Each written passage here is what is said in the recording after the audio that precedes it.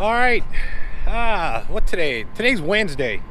We loaded over in Coachella at the Coachella Music Festival in California.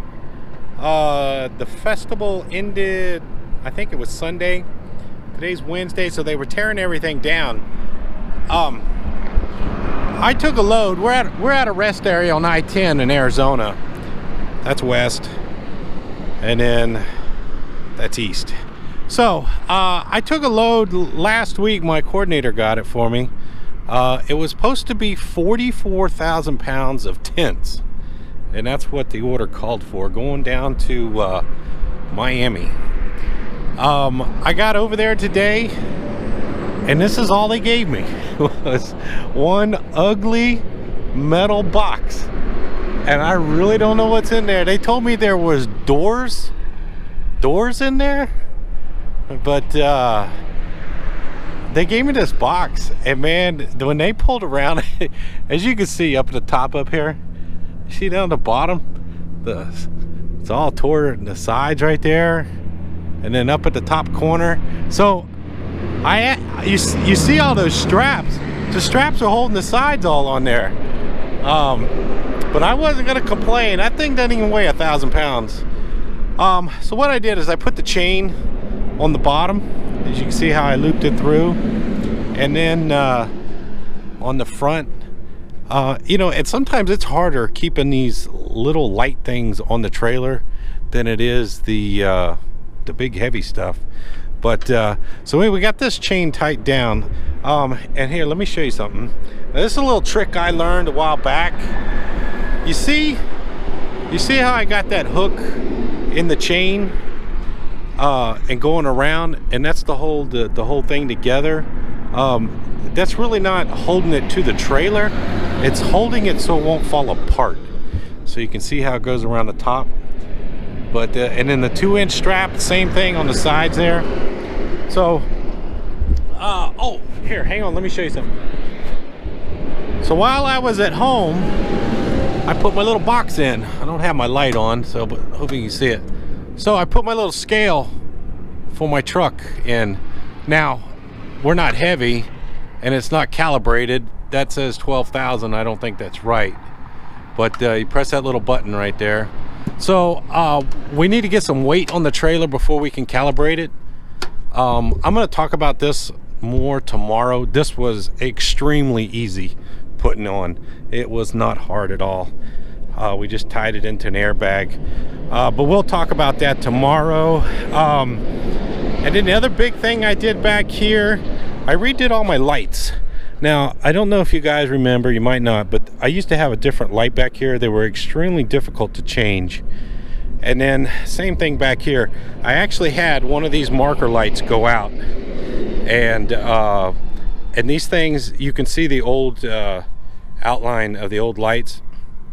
So what I did is I drilled a hole. I'm going to talk about those tomorrow too. And I rewired all of that, nice, neat, and tight wiring. Let's see, over here I redid that light too.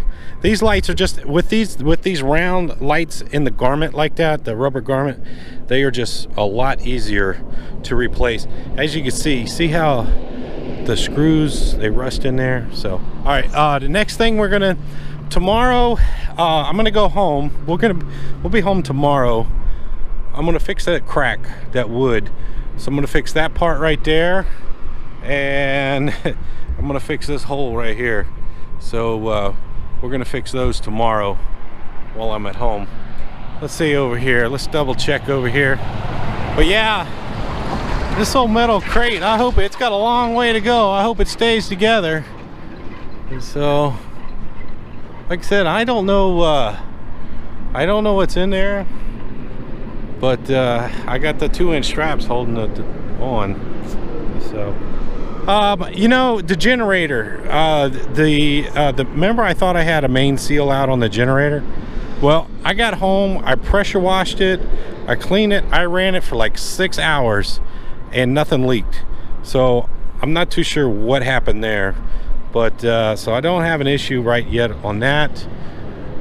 See, I had to get checked in. That's what this number's for, is to get checked in to go into Coachella It was pretty cool. They took a while for me to get in there, but let's here. I'll show you the sunset real quick. And then we'll get in the truck. But beautiful sunset. That's a good picture right there. Nice picture. All right, let's get in the truck. All right, we made it over here to Eloy, Arizona. We're about 100 miles from my house.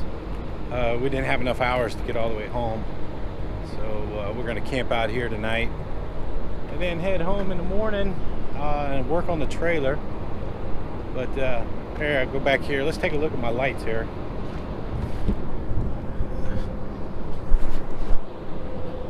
So you can see my round lights, and then I replaced the here, let me turn this off, might show up a little better. Hang on one second. So I replaced the license plate light too. So I bought an ELD light for that there, and then I replaced the three little lights on the back, and then I replaced that light there and that light there, and then the side marker lights on the side there. So what that does is just makes them easier to change when the time comes to change them. Tomorrow, hang on a second. Tomorrow I'll pop one out. I'll show you how I rewired the little light. Our metal box is holding in there. But yeah, that's one reason why I got so many straps, is trying to keep it together. I don't know what's in there. He said there's doors or something in there, but I don't know. It doesn't look like anything super, but we'll take care of it. Make sure it doesn't fall off the trailer. Here, let's go over here. I pulled in here and I saw this Peterbilt. Let's go over here and walk it. Look at this Peterbilt. So a lot of guys have this setup for hauling the hay out here out in the west, especially the southwest. Not too much grazing. You have to feed the hay to the horses or the cows, but that's a nice setup. It's got a little 48-inch sleeper on the side there. So a lot of guys, they run a single axle tractor, and then they run a little set of doubles to put the hay on, and then they use a system. See how they got the ropes? See how they got the ropes in the front up there, and then they got a metal bar at the top. And then what they do is, usually up on the top of the load, they'll have a come along, and they squeeze it all together so you can see how the rope is. So up on the top of the load, they'll have a come along, and it squeezes all that hay together, and that hay ain't going anywhere. But out here in the west, those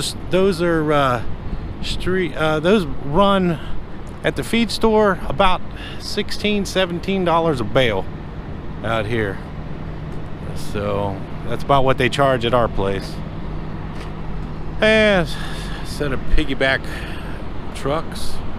These look like either garbage trucks or cement trucks. So, all right, we'll call it quits for today, and I'll talk to you guys later. Bye.